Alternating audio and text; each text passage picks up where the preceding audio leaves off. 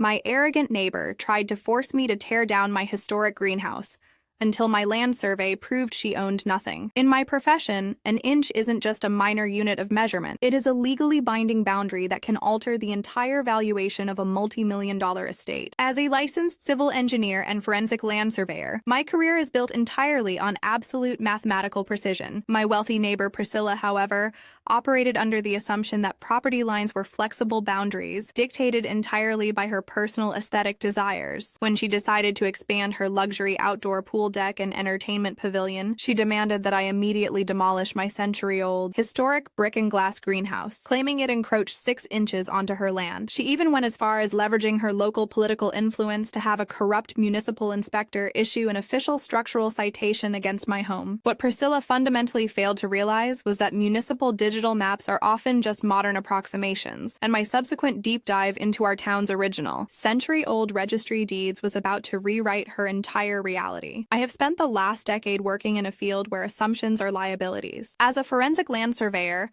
I am the person insurance companies, historical societies, and corporate developers hire when property disputes escalate into legal warfare. I spend my days tracking down stone markers buried in the earth, analyzing ancient topographical maps, and translating centuries-old legal descriptions into modern coordinates. My brain is hardwired to respect the unyielding math of the earth. 2 years ago, I purchased my dream property, a beautifully preserved 1920s craftsman home situated on a half-acre lot in an upscale, historic residential district. The crown jewel of the property was a stunning Victorian-style conservatory greenhouse at the rear of the lot, constructed from original ironwork, hand-rolled glass, and reclaimed architectural brick. It was a historical masterpiece that I spent months carefully restoring to its original grandeur. My neighbor to the west, Priscilla, viewed our historic neighborhood not as a sanctuary of preservation, but as a personal status symbol. She had inherited a massive, mid-century estate adjacent to my lot, and spent the last year transforming it into a sprawling, ultra-modern compound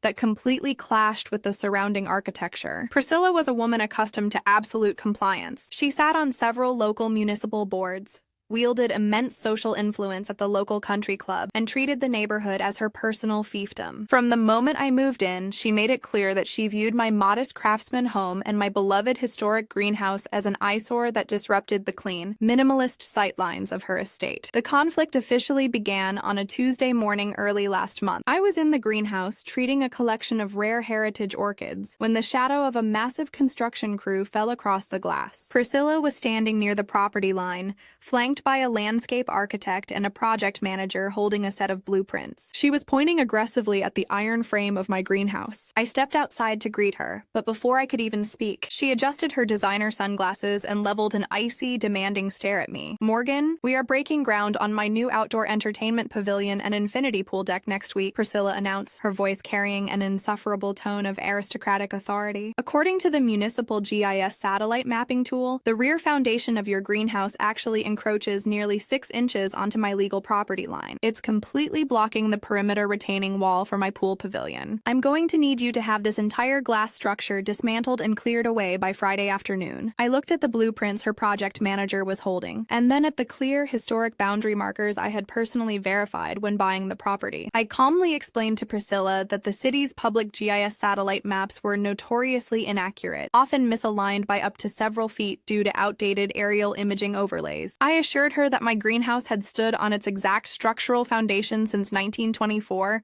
without a single legal grievance. Priscilla's expression hardened into pure, unadulterated disdain. She told me that her family's legacy in this town carried far more weight than my outdated historical sentiments, and that if I refused to clear the path for her development, she would ensure the city handled the matter for me. I politely declined to touch a single brick of my greenhouse, assuming that once her surveyors did their due diligence, the issue would resolve itself. I underestimated the sheer depth of her entitlement. 3 days later, a white municipal vehicle pulled into my driveway. A man wearing a city enforcement badge stepped out and walked directly to my backyard. It was Gavin Fletcher, a senior code enforcement inspector who, as I later discovered through a quick public records search, happened to sit on the exact same municipal development board that Priscilla chaired. Without knocking on my door or requesting permission to enter my property, Inspector Fletcher walked to the rear of the lot, snapped several photos of the greenhouse, and taped a bright orange official document directly onto the historic glass door. It was a formal structural encroachment citation and an immediate notice of intent to levy fines,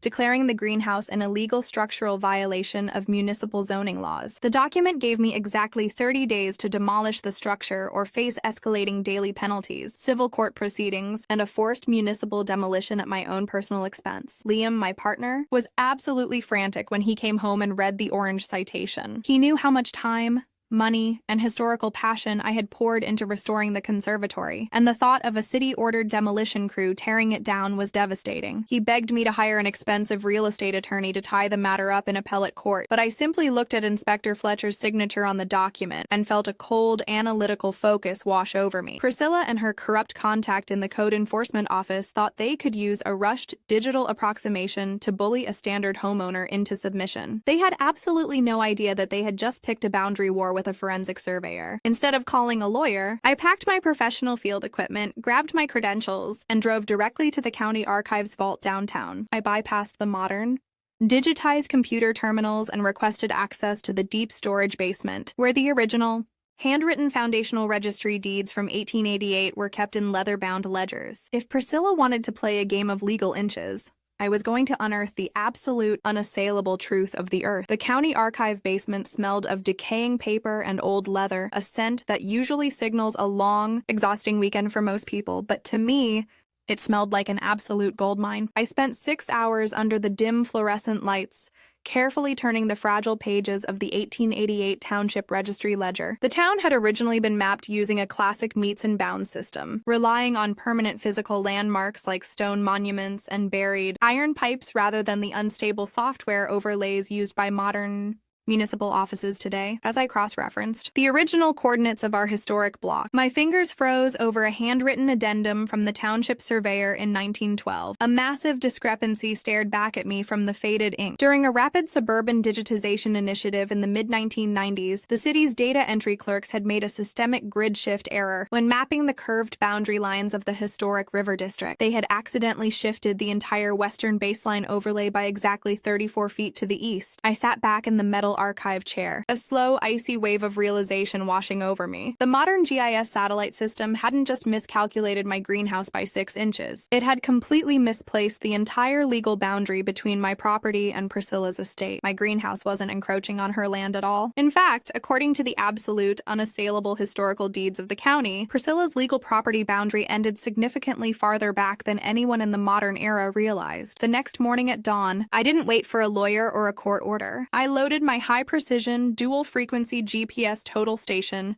my electronic distance meters, and my heavy magnetic locators into the back of my car. Liam watched from the kitchen window, his anxiety slowly transforming into intense curiosity, as I set up my tripods at the primary township benchmark 3 blocks down the street. Working with meticulous, absolute accuracy, I backed my measurements down our road, clearing away layers of decades-old overgrowth and packed soil until my magnetic locator let out a sharp, high-pitched scream. I dug down exactly 14 inches into the dirt near the edge of the asphalt and uncovered it, the original, heavily oxidized solid iron boundary pin placed by the county surveyor over a century ago. It was perfectly intact, entirely undisturbed, and completely legally binding. With the primary baseline verified, I calibrated my laser total station and began shooting the coordinates down the side of our shared lot. Liam held the reflective prism pole for me, his jaw dropping lower with every single measurement I logged into my data collector. The true, unassailable property line didn't just clear my historic glass greenhouse, it sliced deep, aggressive yards westward into Priscilla's pristine, manicured estate. The actual legal boundary line sat exactly 32 feet and 8 inches past the modern fence line she had established. I pulled out a bundle of bright, fluorescent pink survey stakes and a heavy wooden mallet. Step by step, I marched across the open space, hammering the stakes directly into her perfectly manicured bent-grass lawn. The true line went straight through her freshly laid slate stone terrace, advanced across her outdoor kitchen, and cut cleanly through the deep end of her under-construction infinity pool, effectively bisecting her entire outdoor entertainment pavilion. To make matters even more catastrophic for her, the line terminated directly against the concrete foundation of her brand-new 2-story luxury guest house. Priscilla didn't own the land beneath her new structures. I did. The sharp, rhythmic echoing of my wooden mallet against the survey stakes brought Priscilla out of her house within minutes. She was accompanied by her landscape contractor and Gavin Fletcher, Fletcher, the corrupt code enforcement inspector who had taped the orange citation to my greenhouse days prior. Priscilla was practically vibrating with rage, her face twisted into an expression of pure, unadulterated hostility as she marched across the lawn, her designer sandals stepping over my pink stakes. "What do you think you are doing on my property, Morgan?" Priscilla shrieked, her voice carrying across the entire neighborhood. "You are intentionally trespassing on a private construction site? Vandalism of my landscaping is a criminal offense, and you have exactly 24 days left before the city bulldozes that ugly glass eyesore in your backyard. Gavin, call the police department immediately and have this woman removed from my site." Inspector Fletcher stepped forward, puffing out his chest and reaching for his phone, adopting an air of severe municipal authority. "Morgan, you've been formally cited by the city," he warned coldly. "Altering or disrupting a construction zone after an official zoning order has been issued carries heavy civil penalties. Drop the equipment immediately." I didn't blink, and I didn't stop hammering the final stake into the ground. I calmly reached into my aluminum field clipboard, pulled out 3 certified, stamped copies of the 1888 foundational registry deeds, the 1912 township adjustments, and my own freshly signed and sealed forensic land survey certificate. I handed a copy to Inspector Fletcher and held one directly in front of Priscilla's face. "I'm not trespassing." "Inspector Fletcher," I said, my voice entirely flat, steady, and devoid of any emotional filler. "And I highly suggest you look at the cryptographic seals on those documents before you use your city phone to make a fool of yourself. As a licensed forensic surveyor, I have just completed a certified, legally binding boundary verification using the original township iron benchmarks." Priscilla snatched the paperwork from my hand, her eyes scanning the complex topographical grids and the official county archivist stamps. "This is completely meaningless," she hissed, though her voice lacked its previous aristocratic stability. "The city mapping tool clearly shows." "The city mapping tool is a digitized approximation that suffered a 34-foot grid shift error in 1995, I interrupted her calmly, pointing directly at the bright pink stakes slicing her infinity pool in half. "This is the absolute legal reality of the earth. My greenhouse is completely safe within my borders. Your infinity pool, your outdoor luxury kitchen, and the western foundation of your brand new guest house, however, are currently sitting on my private land. You have built an entire luxury compound inside my legal backyard." The silence that settled over the terrace was thick and suffocating. The landscape contractor's eyes went completely wide as he looked at the blueprints in his hands, then at my pink stakes, slowly taking a step away from Priscilla as he realized the catastrophic structural liability his company had just built. Gavin Fletcher's face turned an explicit bright shade of crimson as he stared down at the unassailable historic deeds, realizing that his attempt to abuse his municipal office to please a country club friend had just walked him straight into a massive professional trap. Inspector Fletcher's hand dropped slowly to his side, his thumb hovering frozen over his phone screen as his eyes darted between the county archivist's cryptographic seal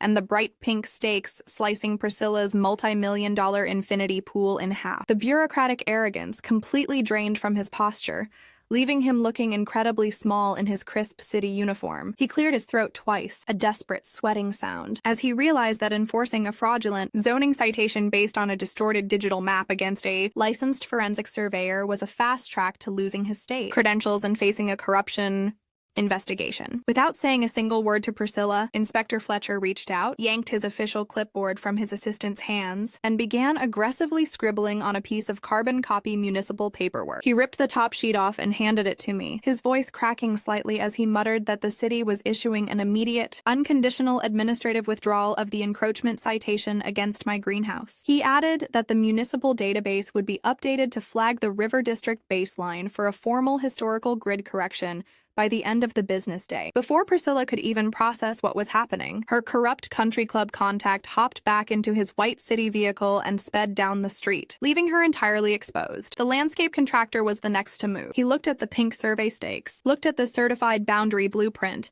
and let out a long, heavy whistle. He immediately turned to his crew, shouting over the rumble of the idling excavators to shut down all heavy machinery and pack up the tools. Priscilla whipped around, her eyes wide with frantic rage as she screamed at him, demanding to know why he was stopping a project she had already paid a $50,000 deposit to secure. The contractor just shook his head, rolling up his blueprints, and told her flatly that his company was not going to face a massive civil lawsuit for building an unpermitted structure on another citizen's private property. Within 10 minutes, the construction crew had completely cleared out, leaving her backyard looking like a half-excavated disaster zone. Priscilla stood alone on her ruined lawn, the pristine white slate of her unfinished terrace completely split by my fluorescent pink boundary line. The aristocratic composure she had utilized as a weapon for decades completely disintegrated, her face twisting into a mask of desperate, hyperventilating panic as the reality of her legal liability set in. She took a step toward me, her hands clasped together in an abrupt, terrifying shift toward performative humility. "Morgan, please, let's be reasonable adults about this," she pleaded, her voice shaking violently as she gestured toward the half-carved concrete pool shell. "This must be a minor administrative misunderstanding that we can settle privately. I am more than willing to write you a check right now to purchase this useless strip of grass. I will pay you double the current market value per square foot if you just sign a boundary adjustment deed and let my crew finish the pavilion." I looked at her desperate expression, then looked back at my beautiful, intact historic greenhouse, feeling an absolute icy wave of satisfaction. I told her completely calmly that my land was not for sale at any price, and that I preferred the historical layout of my property exactly the way it was originally intended in 1924. I advised her to contact her legal counsel immediately, because my firm was filing an official quiet title action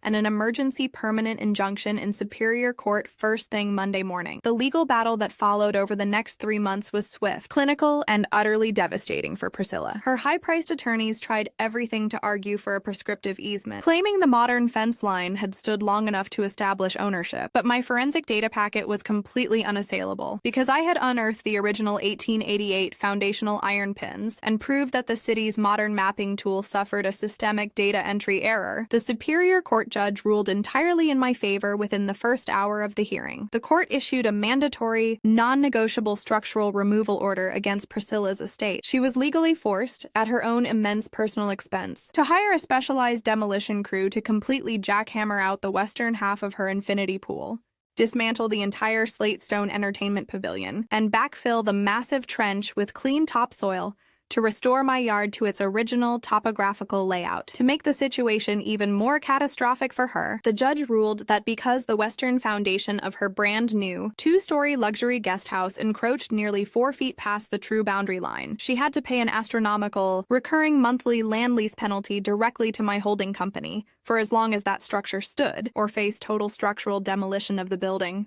The fallout from the public court documents completely destroyed her social standing in the historic district. When the local zoning board launched an internal affairs investigation into Gavin Fletcher's code enforcement files, they uncovered a multi-year history of him fast-tracking permits and issuing fraudulent citations for Priscilla's country club associates. Fletcher was fired from his municipal position and faced formal criminal charges for official misconduct, while Priscilla was stripped of her chairmanships on the municipal development boards to avoid further public scandal. The very high society neighbors she had spent her life trying to dominate completely blacklisted her, refusing to let their names be associated with a woman facing corporate defamation suits and property fraud. It has been nearly a year since the excavators finally left our block, and the heavy silence that Priscilla used to disrupt with her loud entitlement has been replaced by a beautiful, undisturbed peace. My backyard is completely restored. The historic Victorian conservatory greenhouse stands proud against the western sky, its hand-rolled glass catching the afternoon sunlight without a single orange citation blocking the view. Where Priscilla's loud, aggressive infinity pool once threatened my property line,